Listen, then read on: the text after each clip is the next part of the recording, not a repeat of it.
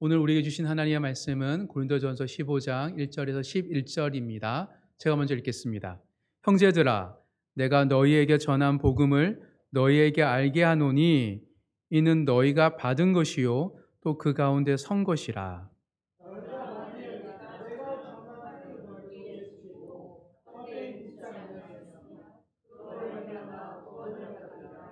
내가 받은 것을 먼저 너희에게 전하였노니 이는 성경대로 그리스도께서 우리 죄를 위하여 죽으시고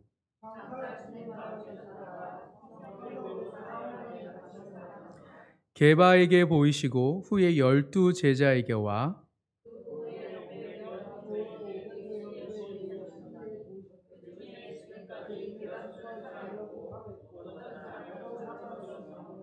그 후에 야고보에게 보이셨으며 그 후에 모든 사도에게와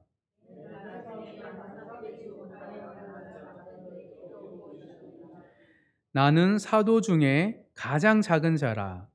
나는 하나님의 교회를 박해하였으므로 사도라 칭함받기를 감당하지 못할 자니라.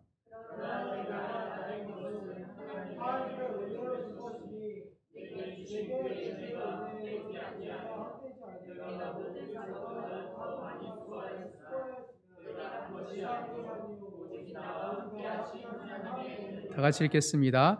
그러므로 나나 그들이나 이같이 전파함에 너희도 이같이 믿었느니라. 아멘.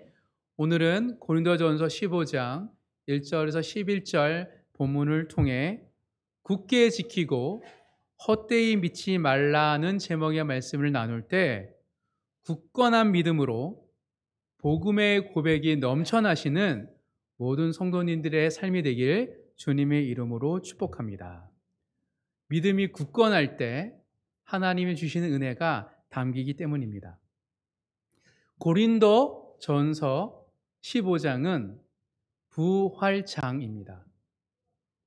고린도 전서 13장이 사랑장이라고 불리듯이 고린도 전서 15장은 부활장으로 불리기 때문입니다. 15장은 부활에 대해서 집중적으로 다루고 있습니다.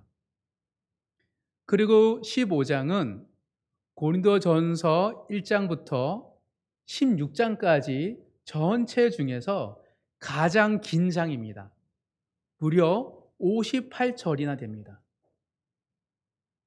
즉, 부활에 대해서 가장 길게 이야기하고 있는 것이 고린도전서 15장이죠. 고린도전서를 넘어서서 사도 바울이 쓴 모든 서신 중에서 한 주제로 이렇게까지 길게 논의한 것이 고린도전서 15장이 가장 깁니다. 무슨 말입니까? 사도 바울이 지금 부활에 대해서 굉장히 강조하며 이야기하고 있다는 거예요. 그것도 고린도전서 마지막에 끝부분에 부활에 대해서 언급합니다. 한마디로 고린도전서 16장 전체에서 절정은 어디입니까? 그는 13장 사랑이에요. 고린도전서의 절정이 사랑이라면 고린도전서의 피날레는 부활입니다. 즉 사도 바울은 고린도 교회를 향하여서 사랑을 강조하면서 부활로 마무리 짓고 있습니다. 왜 그렇다면 사도 바울은 고린도 교회에게 보내는 편지에서 부활을 유례 없이 가장 길게 강조하면서 피날레를 장식하고 있을까요? 왜 부활을 이토록 강조했을까에 대해서 사도 바울의 그 의미를 유추하면서 오늘 우리에게 주시는 교훈이 무엇인지를 한번 살펴보도록 하겠습니다. 함께 살펴볼 때 나를 향한 하나님의 뜻이 무엇인지 구체적으로 발견하는 은혜가 모든 성도들 가운데 일어나길 간절히 소망합니다. 유진 피터슨의 저서 중에 일상 부활을 살다라는 책이 있습니다. 그 책을 보면 사도 바울이 왜 고린도전서의 피날레를 부활로 정했는지에 대해서 이해할 수 있는 그 글이 있습니다. 그래서 제가 유진 피터슨이 말하는 부활에 대해서 잠깐 읽어드리겠습니다. 그리스도인이 매우 활기차게 신앙생활을 시작했다가 갈수록 스들해지곤 하는 일은 사실 이상해 보이지만 결코 드물지 않은 현상이다.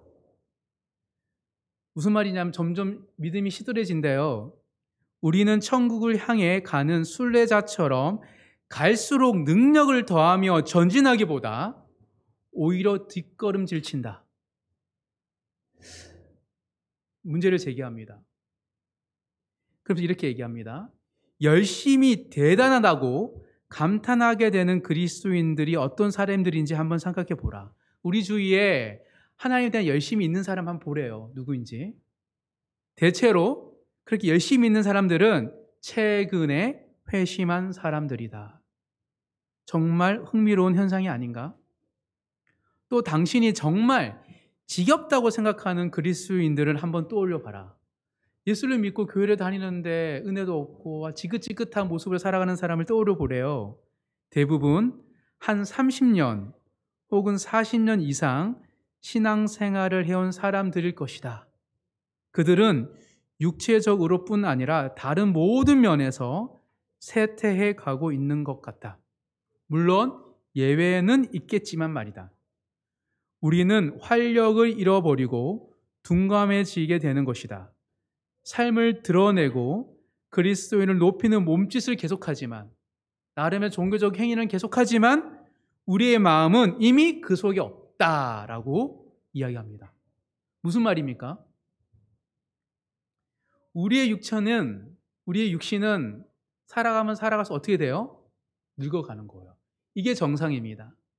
근데 우리의 믿음은 지나면 지날수록 어떻게 돼야 된다는 거예요?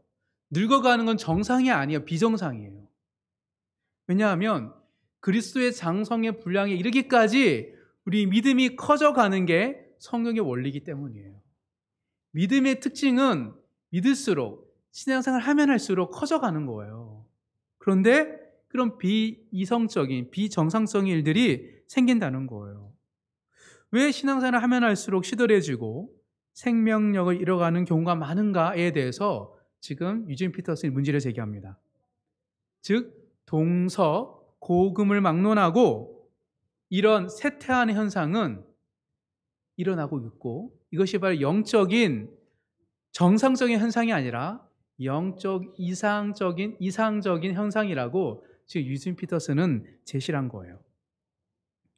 우리는 고린도전서를 쭉 살펴보면서 초대교회인 고린도 교회도 예가 아님을 지금까지 살펴보고 있습니다.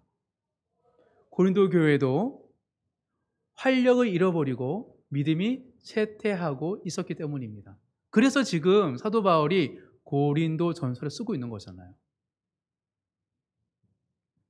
말씀의 본질, 또 믿음의 본질은 끊임없는 성장이에요. 그런데 왜 쇠퇴하는 것일까요? 여러분들의 개인적인 신앙을 한번 보세요. 지금이 가장 좋으신가요? 왜 좋지 못하죠? 쇠퇴하는 이유가 무엇일까? 여기에 대해서 유진 피터슨은 그 책에서 이렇게 진단합니다. 정체성의 결핍의 문제에 있다라고. 성도의 정체성은 지속적으로 강화되고 형성되어야 하는 성질인데 그러지 못했다는 거예요. 처음에 예수님 믿고 나서부터 쭉 그렇게 정체성이 형성되는 게 아니고 끊임없이 믿음은 내가 누구인지를 확인하는 과정을 통하여서 믿음이 견고해지는 건데 어느 순간부터 성도들의 삶 속에서 성도의 정체성을 확인하는 일들이 사라졌기 때문이라고 이야기합니다. 좀 더 구체적으로 부활의 정체성을 잊고 살기 때문에 오늘날 많은 사람들이 쇠퇴하고 있다라고 유진 피터슨은 진단하고 있습니다. 한번 들어보겠습니다. 성도가 부활의 정체성을 상실할 때 부활과 삶과의 근본적 연관성은 사라지고 복음으로부터 멀어진다는 거예요. 연관성이. 잘 들어보세요. 성도가 부활의 정체성을 상실할 때 어떤 일이 생기냐면 심리치료자, 연예인, 기업인과 정치가 목사와 교사들과 같이 뭔 말이냐면 심리학자, 교수들, 또 목사들, 또 성공한 사람들의 한 걸음 앞서 나가 무언가 세상의 변화를 이끌어내는 것처럼 보이는 사람들로부터 우리의 정체성을 빌려오려 한다 라고 진단합니다. 즉 무슨 말이냐면 성공한 사람들, 심리학자들, 교수들, 더 나아가 성공한 목사들의 이야기를 듣고 그들로부터 우리의 정체성을 빌려오려고 한다는 거예요. 이것이 문제라고 말하고 있습니다. 성도의 정체성 누가 주는 겁니까? 사람이 줍니까? 하나님이 주시는 겁니까? 하나님이 주시는 거예요. 많은 그리스도인들이 내가 누구인지를 하나님으로부터 받지 않고 사람으로부터 받으려 하기 때문에 정체성이 결핍되는 것이라고 말을 하고 있습니다. 그래서 성령께서 우리 안에 계시는 거예요. 성령님이 끊임없이 우리가 누구인지, 내가 누구인지를 설명해 주시는데 성령의 음성에는 민감하게 반응하지 않고 이미 성공한 사람들, 앞선 사람들, 뭔가 대단한 사람인 것처럼 보이는 사람들에게서 우리가 정체성을 빌려오기 때문이라고 유진 피터스는 진단하고 있습니다. 이게 문제입니다. 그들의 이야기를 듣지 않는 게 문제가 아니고 성령의 음성에 귀 기울이지 않고 사람으로부터 우리가 누구인지를 자꾸 해석하려는 것, 그것이 문제인 거죠. 특히 제가 만나는 많은 사람들이, 오늘 현대 그리스도인들이 끊임없이 설교를 듣더라고요. 내가 좋아하고 또 대중적인 설교가들의 설교를 계속 듣더라고요. 그런데 큐티하는가, 성경을 읽는가 물어보고 기도하는가 물어보면 기도를 안 하고 있어요. 성경을 읽지는 않습니다. 그냥 계속 설교만 들어요. 이것이 문제입니다. 만약 설교만으로 신앙생활을 유지한다면 그 또한도 심각한 정체성의 결핍이기 때문입니다. 설교는 어떤 겁니까? 설교는 성도로 하여금 하나님의 말씀을 가까이 하도록 하는 영적인 촉매제예요. 설교를 통하여서 우리는 자각하는 거예요. 깨닫는 거예요. 아, 하나님의 말씀이 있구나. 하나님 나와 함께 하시는구나. 하나님의 길이 있구나. 지금 하나님 나에게 뭔가 음성을 들려주시는구나 해서 말씀을 가까이 하고 기도를 하면서 영적인 고독과 기도를 통하여서 하나님이 지금 내 안에서 성령을 통해서 무슨 말씀하시는지를 듣는 것, 그것이 설교의 기능인 거예요.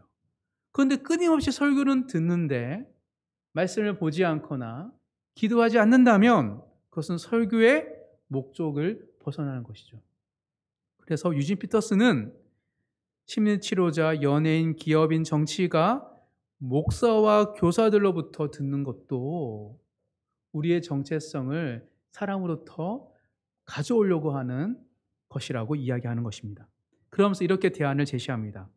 그래서 나는 무엇보다 먼저 예수의 부활을 통해 우리에게 주어진 우리의 근본적 정체성을 다시 한번 확인하고자 한다. 이 정체성은 부활에 의한 영성 형성 과정을 통해 더 자라고 성숙해질 것이다. 중요한 건 뭐냐? 이 정체성은 부활을 통해 예수님이 부활하신 복음을 통해 형성되는 거라는 겁니다. 사도 바울이 고린도전서의 피날레를 부활로 정한 이유가 바로 여기에 있습니다. 고린도 교회 성도들은 복음을 안다고 생각했어요. 그들 스스로가 자기의 믿음이 크다고 자랑했습니다. 하지만 고린도 교회의 엘리트주의적인 성도들은 세상적인 가치로부터 그들의 정체성을 가져왔습니다. 사회적인 신분, 경제적인 부, 지식을 통하여서 영적인 경험, 체험을 통하여서 내가 누구인지를 비교하면서 증명하려고 했어요.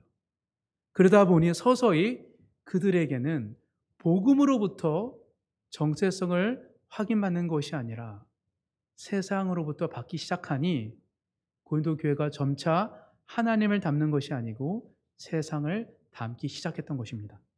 따라서 고린도 교회는 부활의 복음으로 다시 정체성을 재형성해야 하는 순간에 봉착했던 것입니다. 그래서 마지막 부분에 부활에 대한 복음을 길게 분명하고 선명하게 제시하고 있는 거예요. 그렇다면 어떻게 우리가 고린도교회 성도들도 그렇고 우리도 그렇고 부활의 복음으로 우리의 정체성을 재형성할 수 있을까요? 어떻게? 존 맥스웰은 이렇게 말을 했습니다. 사람들이 꿈을 이루지 못하는 한 가지 이유는, 수많은 사람이 꿈을 꾸는데 꿈을 이루지 못하는 한 가지 이유가 있대요. 그 한 가지 이유는 그들이 생각을 바꾸지 않고 결과를 바꾸고 싶어 하기 때문이다. 무슨 말이냐면 나의 생각은 바꾸지 않고 결과만 바꾸려 하기 때문에 꿈을 이루지 못한다라고 말하고 있습니다. 무슨 말입니까? 우리가 부활의 복음을 통하여서 우리의 정체성이 형성되기 위해서는 뭐가 필요하다? 생각의 변화가 필요합니다. 생각의 변화로부터 시작되어야 됩니다. 지속적으로 복음으로, 부활의 복음으로, 예수 그리스도가 보여주신 그 너무 심플하지만 분명한 복음으로 우리의 처한 현실을 해석해야 됩니다. 그리고 성령의 인도하심을 따라 매일 조금씩 그 변화된 생각을 실천하는 것, 그것이 필요한 거예요. 생각의 변화가 없이는 진정한 삶의 변화가 없기 때문입니다. 그래서 신앙은 한순간의 고백이 아니라 시간을 거치면서, 인생을 거치면서 배우고 성장하는 삶의 여정인 거예요. 신앙은 삶의 여정입니다. 근데 어떤 삶의 여정이냐면 끊임없이 배우고 성장하는 삶의 여정인 거예요. 즉, 성경 말씀을 통해 생각의 변화가 멈추게 되면 신앙은 쇠퇴하는 거예요. 왜 우리가 신앙과 믿음이 자꾸 쇠퇴되고 의미 없고 경이로움이 없고 기쁨이 없고 흥미가 사라지냐면 생각의 변화를 멈췄기 때문이에요. 오늘 본문을 묵상하면서 제가 발견한 부활의 신앙으로 정체성이 재형성되기 위해서 꼭 기억해야 할 세 가지 사실에 대해서 함께 나눌 때 나날이 성장하고 빛나시는 모든 성도님 되시길 주님의 이름으로 축복합니다. 첫 번째입니다. 부활의 복음으로 신앙의 정체성이 재형성되기 위해서는 첫 번째, 복음은 구원의 소식임을 기억해야 됩니다. 복음이 뭐라고요? 구원의 소식입니다. 복음은 구원입니다. 이 단순한 진리가 매일, 매 순간 우리의 생각을 변화시켜야 됩니다. 복음은 구원이구나. 나의 어려움을, 나의 힘듦을, 나의 가정의 문제를, 나의 일터의 문제를, 나의 경제적인 문제를, 대인관계의 문제를 누가? 복음이 해결해 줄 수 있는 구원이구나 라는 것을 기억하여서 말씀을 통하여서 적용하는 것, 그것이 필요한 거예요. 오늘 본문입니다. 오늘 본문 1절, 2절을 두 절을 읽겠습니다. 시작. 형제들아,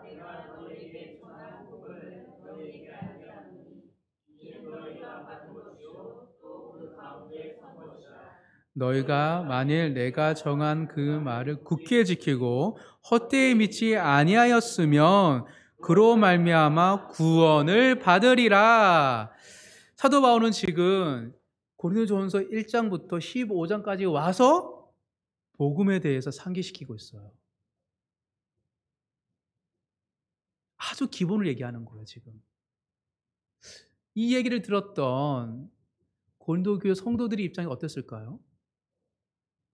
1장부터 수없는 기적과 능력과 은사와 달란트를 이야기했는데 끝 가장 피날레에 너무 내가 잘 알고 있는 이 복음을 이야기한다고 생각하지 않았을까요? 제가 부교육자로 사역하면서 경험했던 대다수의 교회는 새가족 교육이라는 게 있었어요. 뭐냐면 새로운 성도가 등록을 하게 되면 모두가 필수적으로 듣고 수료해야 되는 등록 과정이었습니다.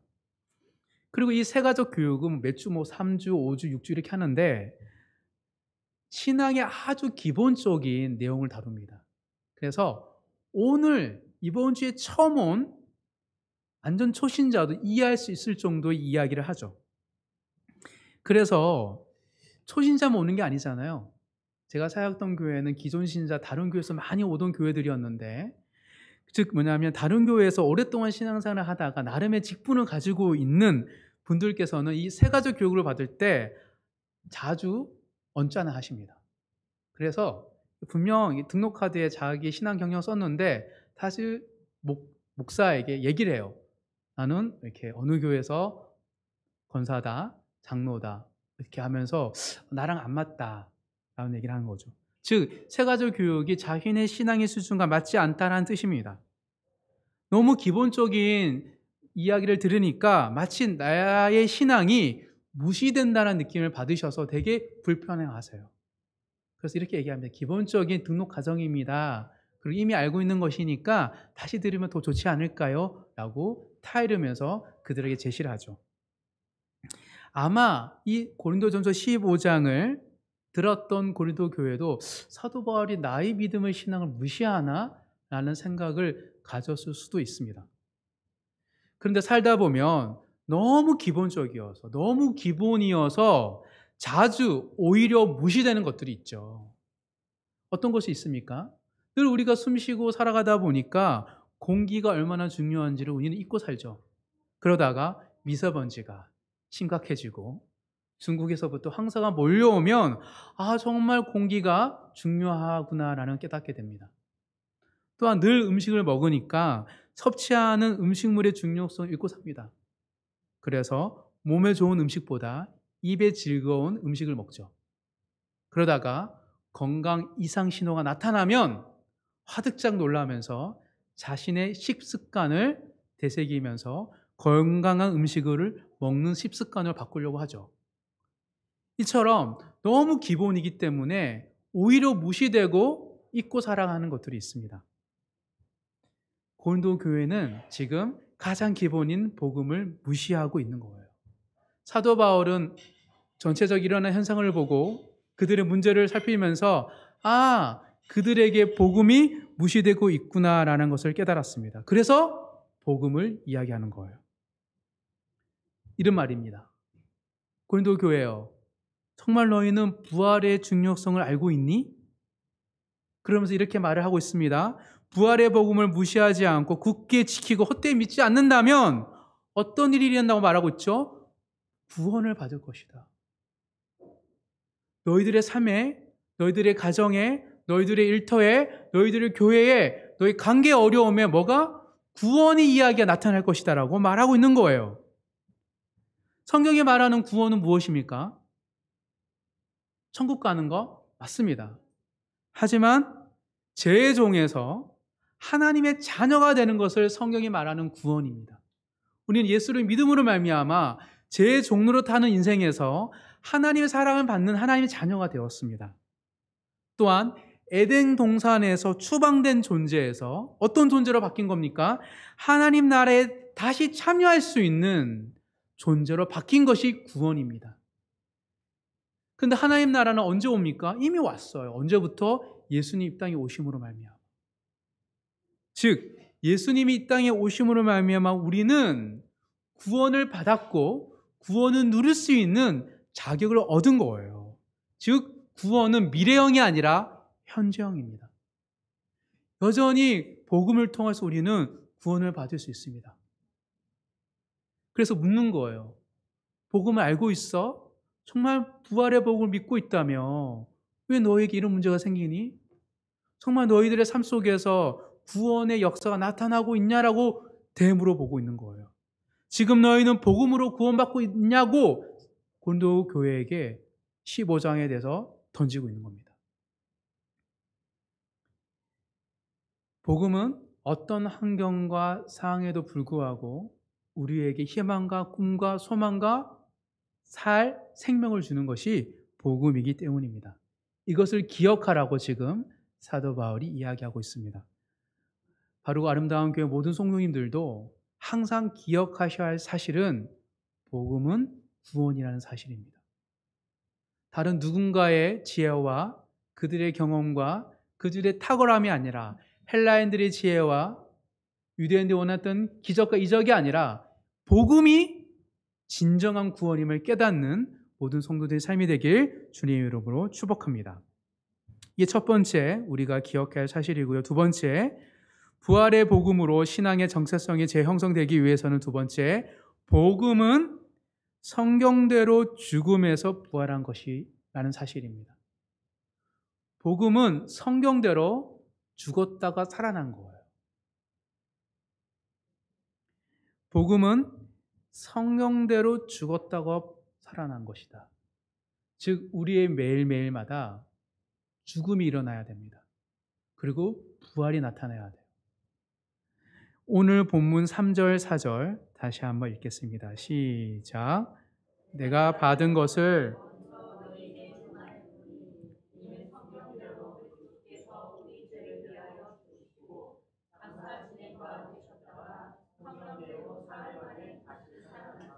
사도 바울은 예수님의 죽음과 부활에 대해서 이야기할 때 성경대로 죽으셨다가 우리 죄를 위하여 성경대로 삶 안에 다시 살아나셨다라고 말을 하고 있습니다.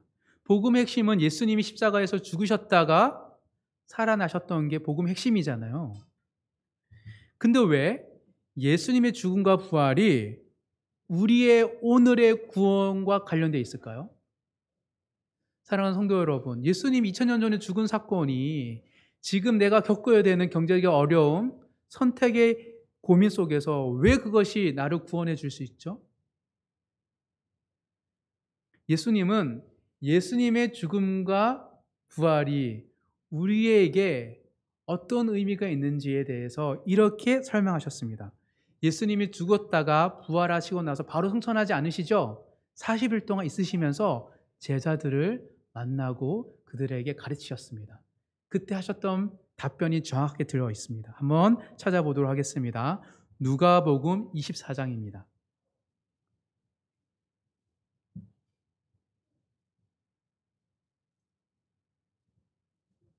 누가복음 24장 44절부터 48절까지 우리 한번 읽어보도록 하겠습니다. 누가복음 24장 44절부터 48절까지 읽겠습니다. 또 이르시되 내가 너희와 함께 있을 때에 너희에게 말한 바 곧 모세의 율법과 선지자의 글과 시편의 나를 가리켜 기록된 모든 것이 이루어져야 하리라 한 말이 이것이라 하시고 이에 그들의 마음을 열어 성경을 깨닫게 하시고 또 이르시되 이같이 그리스도가 고난을 받고 제3일에 죽은 자 가운데서 살아날 것과 또 그의 이름으로 제사함을 받게 하는 회개가 예루살렘에서 시작하여 모든 족속에게 전파될 것이 기록되었으니 너희는 이 모든 일의 증인이라. 예수님께서 지금 무슨 말씀하시는 거예요? 이 모든 게 성경에 기록되어 있대요. 구약 성경에.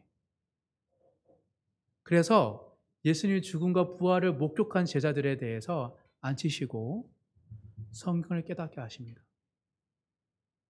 글로바에게 친구에게 함께 걸어가면서 성경을 깨우쳐 드셨듯이 예수님은 제자들에게 나타나셔서 제자들에게 성경으로 왜 예수님이 죽으셨고 부활하셨고 그 이후에 회개의 역사 일어나는지에 대해서 또 온 세상 열방 가운데 이 복음이 전파될 것에 대해서 설명해 주십니다. 새로운 이야기를 하는 것이 아니라 성경의 이야기를, 구약 이야기를 들어서 설명해 주시는 거죠. 즉 예수님의 죽음과 부활은 이미 예수님 오시기 전에 성경에서 예언된 사건입니다. 그래서 우리는 성경대로 우리의 믿음과 복음을 이해할 때 비로소 우리는 복음 안에서 진정한 삶을 살아갈 수 있다는 거예요.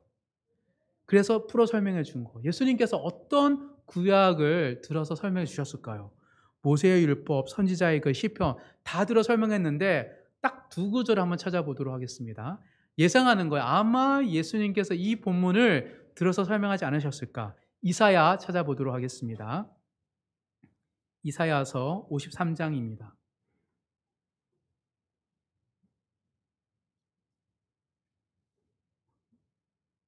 이사야 53장 5절, 6절 두 절만 읽어보도록 하겠습니다. 이사야 53장 5절, 6절 다 같이 읽겠습니다. 그가 찔림은 우리의 허물 때문이요 그가 상함은 우리의 죄악 때문이라. 그가 징계를 받음으로 우리가 평화를 누리고 그가 채찍에 맞음으로 우리가 나음을 받았도다. 우리가 다 양 같아서 그릇 행하여 각기 제 길로 갔거늘 여호와께서는 우리 모두의 죄악을 그에게 담당시키셨도다. 여호와께서 우리 모두의 죄악을 누구에게? 예수님에게 담당하셨다. 대속의 말씀입니다. 즉, 한 사람인 첫째 아담이 불순종으로 모든 인류가 원죄를 가졌듯이 둘째 아담이신 예수 그리스도를 통하여서 모든 사람의 죄가 대속했다라는 이 이사야 53장을 들어서 예수님의 죽음은 개인의 죽음이 아니라 온 인류의 죄를 대신해 짓는 죽음이라는 것을 설명하셨을 거예요. 두 번째, 어떤 본문을 들어 설명하셨을까를 생각해 보면 호세아를 찾아보기를 원합니다. 호세아서. 호세아 6장입니다.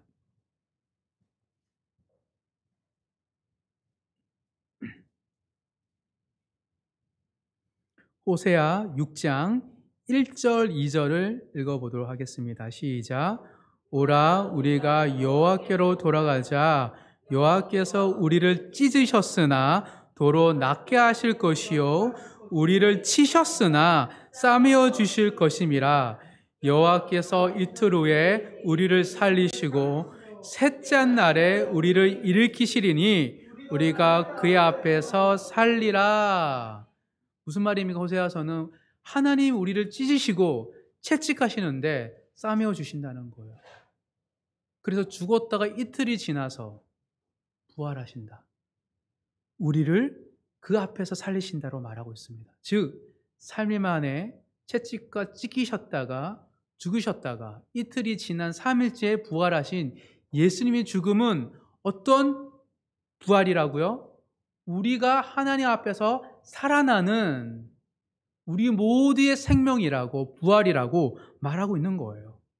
이 호세아를 들어서 또한 예수님의 부활은 개인의 부활이 아닌 우리 모두의 생명이라고 말씀하셨을 것입니다. 이처럼 예수님께서는 제자들에게 예수님의 죽음과 부활이 우리 모두의 죄의 죽음이요 우리 모두의 생명임을 설명하셨습니다. 왜냐하면 성경은 하나님의 약속이며 우리의 믿음은 약속의 성취이기 때문입니다. 즉, 신앙생활을 한다는 건 무엇이냐면 성경의 내용이 우리 삶에 경험되는 거예요. 예수를 믿고 내가 슈퍼맨이 돼서 막 잘하는 게 아니고요. 끊임없이 성경 말씀이 내 삶에 들어와서 성경 말씀이 내 삶에 성취되고 이루어지는 것을 보는 것이 신앙인 거예요. 그래서 예수님께서 단순히 지금 제자들에게 예수님 죽으신과 부활에 대한 복음을 설명해 줄 뿐만 아니라 앞으로 너희들의 삶도 끊임없이 말씀을 따라 살아갈 때 말씀이 내 삶에 이루어지는 것을 경험하는 삶이라고 알려주는 거예요. 그러니 죽음과 부활은 2000년 전에 예수님의 사건이지만 동시에 오늘 우리의 사건입니다. 끊임없이 말씀을 들음으로 말미암아 뭐가 죽는 거예요? 우리의 자아가 죽는 겁니다. 우리 자신을 부인하는 거예요. 나의 옛 생각을 죽이고 성경을 통하여 주시는 하나님의 음성을 따라 순종하는 그것이 부활이 일어나는 거예요. 끊임없이 말씀을 읽고 기도를 하고 예배를 드릴 때마다 우리의 생각은 변화되는 겁니다. 새 사람으로, 새로운 생각으로, 성경적인 생각으로. 그러니 복음은 성경대로 죽고 부활하는 것이죠. 이것이 복음이라고 지금 누구에게 사도 바울이 고린도 교회 성도들에게 이야기하고 있는 겁니다. 고린도 교회 성도들이여, 너희들은 말씀으로 성경대로 죽고 있니? 그리고 성경대로 살아가고 있니? 라고 질문하는 것입니다. 영적 체험을 강조하는 것이 아니라 내가 말씀대로 살아가는 것. 매일 성경대로 죽고 성경대로 살아나는 우리 모든 성도님들의 마음과 생각이 되길 주님 이름으로 축복합니다. 이것이 꼭 기억해야 될 복음입니다. 마지막 세 번째, 부활의 복음으로 신앙의 정체성이 재형성되기 위해서는 세 번째, 복음은 증인들의 고백이라는 사실을 기억해야 됩니다. 첫 번째는 복음은 구원이고, 두 번째 복음은 성경대로 죽고 부활하는 것이고, 세 번째 복음은 증인의 고백입니다. 고백이에요. 5절, 6절, 7절, 8절 오늘 본문 5절부터 8절까지 다시 한번 읽어보도록 하겠습니다. 시작. 게바에게 보이시고 후에 12 제자에게와 그의 500여 형제에게 일시에 보이셨나니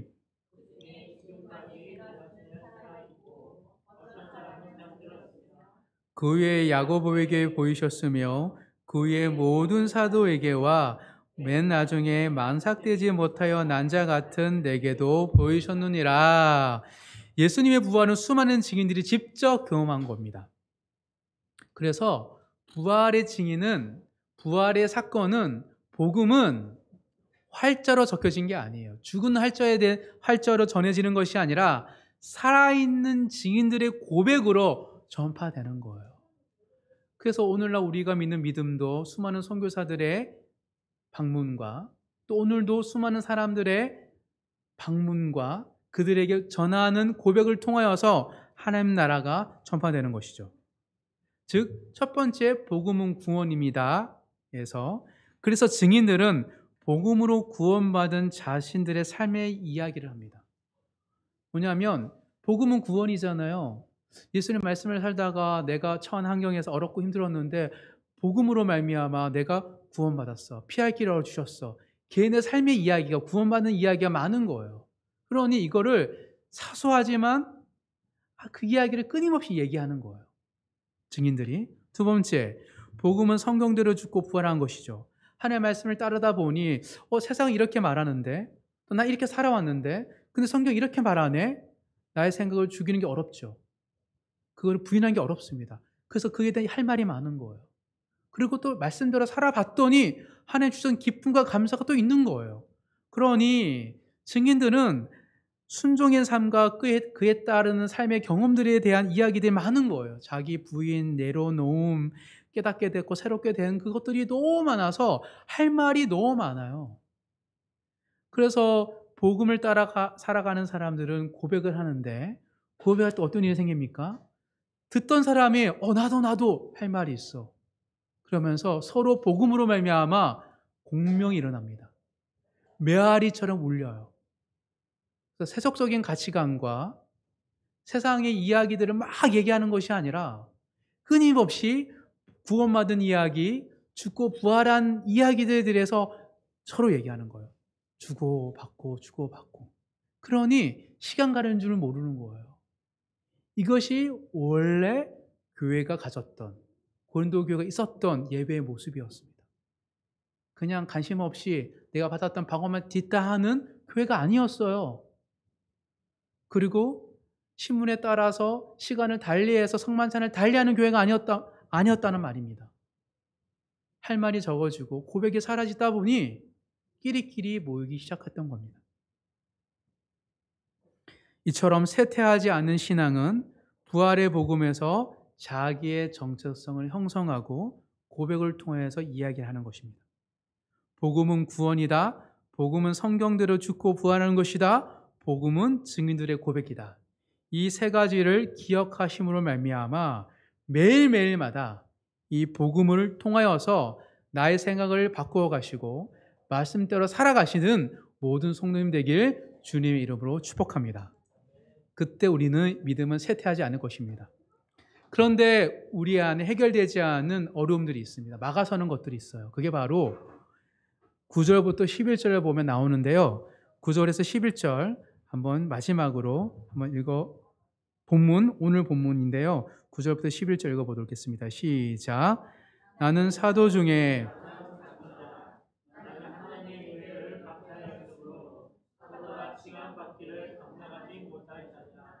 그러나 내가 나된 것은 하나님 은혜로 된 것이니 내게 주신 그의 은혜가 헛되지 아니하여 내가 모든 사도보다 더 많이 수고하였으나 내가 한 것이 아니요 오직 나와 함께 하신 하나님의 은혜로다.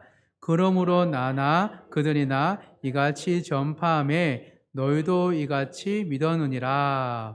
오늘 본문을 잘 보면 하나님의 은혜로 사도 바울은 자기가 사도가 되었다고 말하면서 뭐라 그럽니까?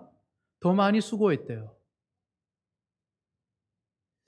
은혜와 열심, 하나님의 은혜와 인간의 열심 사이의 상관관계에 대해서 우리가 잘못된 생각을 가지고 있습니다. 하나님의 은혜가 많으면 많을수록 어떻습니까? 열심히 커져요, 적어져요? 많은 사람들은 보통 은혜가 크면 클수록 인간의 열심에 대해서는 중요하지 않게 여깁니다.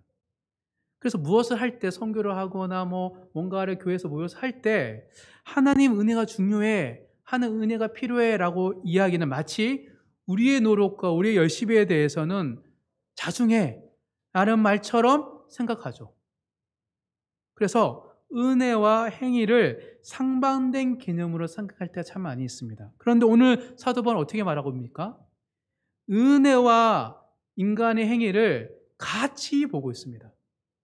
그래서 은혜가 크기 때문에 더 많이 수고했고 내가 더 많이 헌신하고 수고하고 열심히 냈었던 이유는 하나님 은혜로 말미암아 되었다라고 말하고 있는 것이죠. 세계 선교의 아버지라는 윌리엄 캐리가 있습니다. 구두 닦기였어요. 못 배웠던 사람입니다. 근데 그가 하나님의 은혜가 넘치자 세계 선교를 향하여서 눈을 뜨게 됩니다. 그래서 열정적으로 해외 선교를 하고 싶은데 그 당시 영국 교회는 선교를 하지 않았어요. 그래서 너무 그게 안타까워서 그 마음을 가지고 젊은 이 윌리엄 캐리가 선교에 대해서 막 얘기했습니다. 그랬더니 한 목사들 그룹 중에서 원로 목사님이 이렇게 윌리엄 캐리에게 말했다고 합니다. 목의 젊은이 그만 열내고 자리에 앉게나. 만약 하나님께서 이방인들을 개종시키려고 한다면 자네나 우리 도움 없이도 얼마든지 하실 수 있을 걸세. 오버하지 말라는 거예요. 하나님은 하나님 열심으로 하나님 나라를 확장하는데 네가 왜 자꾸 흥분하고 있냐라고, 자중하라고 이미 수많은 목회를 경험한 원로 목사님이 타이르듯이 얘기합니다. 하지만 불붙은 윌리엄 캐리의 열망과 열정과 은혜는 윌리엄 캐리를 그냥 두지 않았습니다. 그를 움직였고 그의 실제적인 삶을 통하여서 서서히 세계 선교 물꼬가 트이면서 오늘날 한국까지 도성 땅까지 복음이 올 수 있었던 것입니다. 이처럼 많은 사람들이 하나님의 은혜와 인간의 열심에 대해서 오해합니다. 사도 바울도 그렇습니다. 은혜가 클수록 더 수고하고 열심히 내었다라고 말을 하고 있습니다. 왜냐하면 하나님의 주신 은혜를 헛되이 만들지 않기 위해서 더 수고하였고 그리고 내가 나름 더 수고하다 보니 하나님 은혜가 더 나로 하여금 열심히 이끌어내었다라고 말하는 것이죠. 즉 하나님의 은혜는 인간의 열심을 이끌어내는 원동력입니다. 왜 우리가 열심히 봉사하고 열심히 섬기고 열심히 기도하고 열심히 하나님 나라에 살지 못하는 것은 하나님의 은혜가 우리 가운데 충만하지 않기 때문인 거예요. 즉 문제는 하나님의 은혜가 없는데 하는 열심, 하나님의 은혜가 없는데 하는 종교적 열심이 문제이지 하나님 은혜는 있는데 열심 내지 않는 것은 잘못된 거예요. 하나님은 인간을 통하여서 역사하시는 분이시기 때문입니다. 이것이 우리의 문제입니다. 은혜를 받으면 만족해요. 그러면서 다시 옛사람을 돌아가는 겁니다. 예수님은 이 땅에 인간의 몸으로 오셨지만 그 누구보다도 온유하셨어요. 근데 때때로 예수님은 불같은 모습을 보일 때가 있습니다. 왜냐하면 예수님은 그 열심과 열정이 어마하셨기 때문입니다. 그 본문을 마지막 찾으면서 오늘 설교를 마무리하도록 하겠습니다. 요한복음입니다. 요한복음 2장을 통하여서 우리는 쇠퇴하는 신앙이 되지 않기 위해서는 예수님의 도움이 필요합니다. 요한복음 2장 13절에서 17절까지 한번 쭉 읽어보겠습니다. 요한복음 2장 13절에 17절 읽겠습니다. 시작. 유대인의 유월절이 가까운지라 예수께서 예루살렘으로 올라가셨더니 성전 안에서 소와 양과 비둘기 파는 사람들과 돈 바꾸는 사람들이 앉아 있는 것을 보시고 노끈으로 채찍을 만드사 양이나 소를 다 성전에서 내쫓으시고 돈 바꾸는 사람들의 돈을 쏟으시며 상을 엎으시고 비둘기 파는 사람들에게 이르시되 이것을 여기서 가져가라. 내 아버지의 집으로 장사하는 집을 만들지 말라 하시니 제자들이 성경 말씀에 주의 전을 사모하는 열심히 나를 삼키리라 한 것을 기억하더라. 예수님이 그 모습을 보고 제자들이 뭘 기억했대요? 말씀을 기억했대요. 어떤 말씀? 주의 전을 사모하는 열심히 나를 삼키리라. 그 예수님이 노끈에 채찍 만들어서 동물을 내쫓으시고 팔던 장사치들의 상을 뒤엎고 그 돈을 뒤엎는 그걸 상상해 보세요. 불같으셔요. 그 예수님의 불붙는 열정과 열심에 어느 누구도 막을 수 없을 정도로 예수님은 그 마음이 불같은 열정이 있으셨습니다. 그런데 예수님이 이 성전은 어떤 성전입니까? 헤롯이 지은 성전이에요. 46년 동안.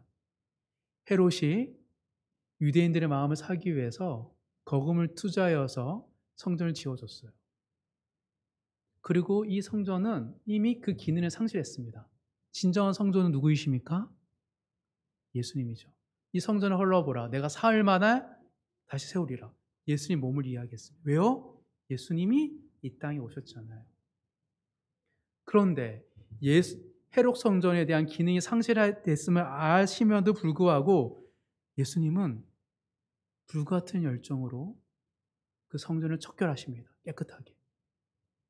만민이 기도하는 거룩한 성전에 시장통으로 만든 것을 보고 견딜 수 없으셨기 때문입니다.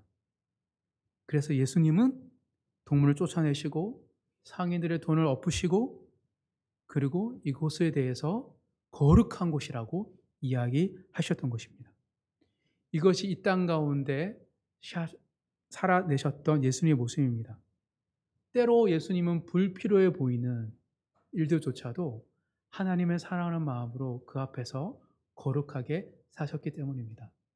하물며 우리조차도 하나님의 말씀이 우리에게 주어지고 복음으로 우리를 이끌어 주시는데 복음을 통하여서 내가 무엇을 먹고 무엇을 마시고 무엇을 입을까에 대한 염려와 고민 없이 이미 성공한 사람들로부터 그이들의 이야기를 통하여서 하나님을 찾지 않고 하나님을 구하지 않고 성령의 인도하심을 구하지 않으면서 성공한 사람들의 이야기를 통하여서 나 자신을 개발하려고 하는 그 태도와 자세는 하나님이 원하시는 것이 아닙니다. 마치 예수님께서 성전을 깨끗하게 하셨듯이 끊임없이 우리의 마음을 우리의 생각을 정결케 하시고 깨끗게 하시는 것이 주님이 보여주신 열정이고 열심이기 때문입니다. 그러하기에 복음은 구원이고 복음은 성경대로 죽었다가 살아나는 이야기이고 복음은 간증이라는 사실을 기억하셔 끊임없이 매일마다 구원의 이야기, 죽고 살아나는 이야기, 그리고 그를 통해 받았던 은혜를 나누시는 그런 열정과 열심으로 살아가시는 모든 성도님 되시길 주님의 이름으로 축복합니다. 그때 주님께서 우리 가운데 은혜를 더하시고 우리를 정말 우리의 마음을 정결하고 깨끗한 하나님이 임재하시는 성전으로 만드실 줄 믿습니다. 말씀을 정리하겠습니다. 시들지 않고 쇠퇴하지 않은 신앙은 복음을 일시적으로 믿는 신앙이 아니라 지속적으로 말씀을 따라 살아가는 신앙임을 말하고 있습니다. 복음은 여전히 우리를 구원하시는 살아계신 하나님의 능력의 말씀이기 때문입니다. 더불어 하나님의 은혜는 우리의 열심을 통해 역사하시기 때문입니다. 그리스도로 무장되어 열정적으로 복음을 살아나는 우리 모든 성도님 되길 주님의 이름으로 축복합니다. 부활의 복음을 굳게 지키고 헛되이 믿지 않는 모든 성도님 되시길 주님의 이름으로 축복합니다.